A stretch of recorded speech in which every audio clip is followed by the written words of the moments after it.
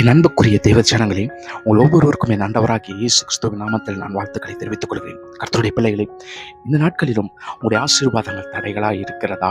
நீங்கள் சம்பாதிப்பதெல்லாம் வீணாய் போகிறதா? அல்லது உங்களுடைய குடும்பத்திலே உங்கள் பிள்ளைகள் கீழ்ப்படிய மாட்டுகிறார்களா? அல்லது உங்கள் கணவன் மனைவிக்குள் பிரிவினைகள் இருக்கிறதா? குடும்பத்திற்குள் பிரச்சனைகள் இருக்கிறதா? அப்படி என்றால் இந்த 2 காரியத்தை தேவன் உங்களுடைய வாழ்க்கையிலே வெறுக்கிறார்.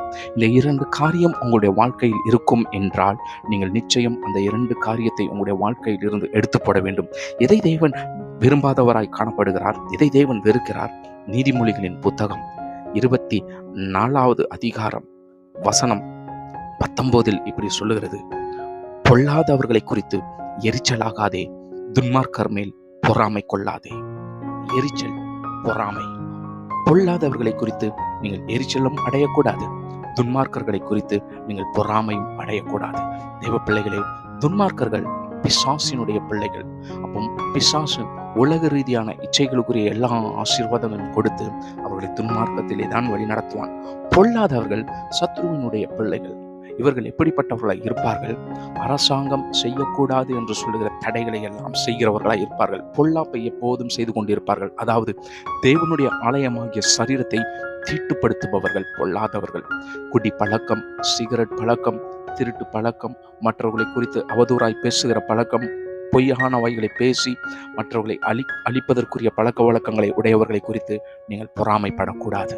காரணம், அப்படி நீங்கள் பொறாமைப்படுகிறீர்கள் என்றால் நீங்களும் சத்ருவினுடைய கிரியைகளை தான் செய்கிறீர்கள். காரணம், பொறாமையானது சத்ருவினுடைய செயலாய் இருக்கிறது. அன்பிற்குரிய தேவ ஜனங்களே, இந்த பொறாமையும் இந்த துன்மார்க்கத்தனமும் உங்களுடைய வாழ்க்கையை சீரழித்து விடாதபடிக்கு எச்சரிக்கையாக இருங்கள். இந்த 2 காரியங்கள் தான் தேவனுடைய ஆசீர்வாதத்தை கொண்டு வருவதற்கு தடையா இருக்கிறது. கர்த்தர் என்றைக்கும் உங்களுடைய ஜெபத்தை கேட்டுவிட்டார். தேவன் உங்களை ஆசீர்வதிக்க விருப்பமுடையவராக இருக்கிறார். ஆனால் இந்த பொறாமை எண்ணங்களும் துன்மார்க்கத்தனமான கிரியைகளும் தான் உங்களுடைய வாழ்க்கையை சீரழித்து விடுகிறதா இருக்கிறது. அது எப்படிப்பட்டது? அவர்கள் மேல் பொறாமை கொள்ளுவதும் அவர்கள் மேல் எரிச்சல் அடைவதும். இந்த துன்மார்க்கர்கள் மேல் நீங்கள் பொறாமை கொள்ளுவதை நிறுத்திவிட்டு தேவனுடைய சமூகத்திலே ஒப்புரவாகுங்கள். அவர்களுக்காக அவர்கள் மனம் திரும்ப வேண்டும் என்று ஜெபம் பண்ணி பாருங்கள். கர்த்தர் உங்களுடைய கிரியைகளை ஆசீர்வதிப்பார். God bless you.